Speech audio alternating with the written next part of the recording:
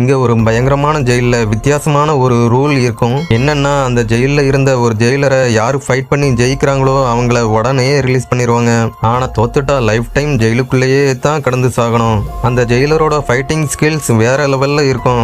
3 பேர் சேர்ந்து வந்து ஃபைட் பண்ணாலும் ஈஸியா அவங்கள அடிச்சு பறக்க விட்டுருவாரு. அப்போ ஒரு நாள் அந்த ஜெயிலுக்கு ஒரு மர்மமான மனுஷனை கைது பண்ணி கூட்டிட்டு வர்றாங்க. அவர் எங்கிருந்து வர்றாரு, அவரோட பேர் என்ன தப்பு பண்ணிட்டு உள்ள வந்தாருன்னு யாருக்குமே தெரியாது.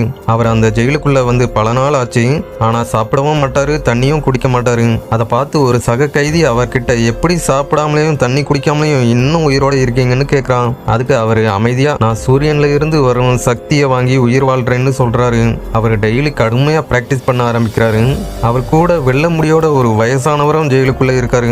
அவங்க 3 பேரையும் ஒரே சங்கிலியால தான் லாக் பண்ணி வச்சிருப்பாங்க.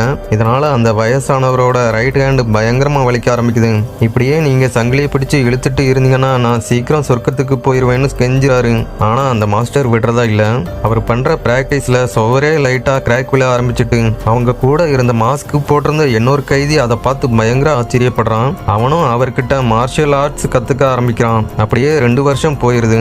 அந்த வயசானவர் ஜெயிலுக்குள்ளேயே இறந்து போயிட்டுறாரு. அவரோட பாடியை எடுக்க காவலாளிகள் அங்க வர்றாங்க. அப்போ தெரியாம அந்த மாஸ்டரோட சங்கிலியையும் அன்லாக் பண்ணிடுறாங்க. உடனே அந்த மாஸ்க் போட்டிருந்த கைதியும் மாஸ்டரும் சேர்ந்து அந்த சங்கிலியை உடைச்சி அங்கிருந்து தப்பிக்கிறாங்க.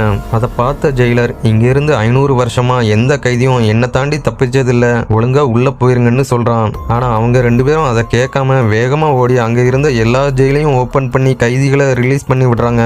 அப்போ ஜெயிலர் அங்க வந்து மாஸ்டரோட சங்கிலியை பிடிச்சுக்கிறான். உடனே மாஸ்டர் அவர்கிட்ட இருந்த ஒரு மேஜிக்கல் டிராகன் கல்லை மாஸ்க் போட்டிருந்த கைதி கையில கொடுத்து என் பொண்ணை கண்டுபிடிச்சு அவளோட கையில இதை கொடுத்துருன்னு சொல்லி அனுப்பி வைக்கிறாரு.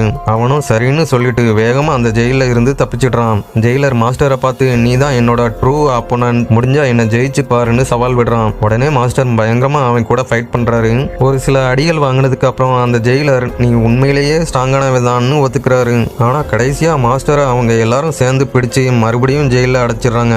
மாஸ்க் போட்டிருந்தவன் மாஸ்டரோட பொண்ணை தேடி அவங்க இருந்த இடத்துக்கு போறான். அவங்க அந்த நாட்டையே ஆட்சி செய்யற ராணியா இருப்பாங்க. அவன் அந்த மேஜிக்கல் டிராகன் கல்லை மாஸ்டரோட பொண்ணு கிட்ட கொடுக்கறான். அதுக்கப்புறம் இந்த உலகத்தையே ஆள்ற சக்தி அந்த டிராகன் கல்லுல இருந்து மாஸ்டரோட பொண்ணுக்கு கிடைக்குது.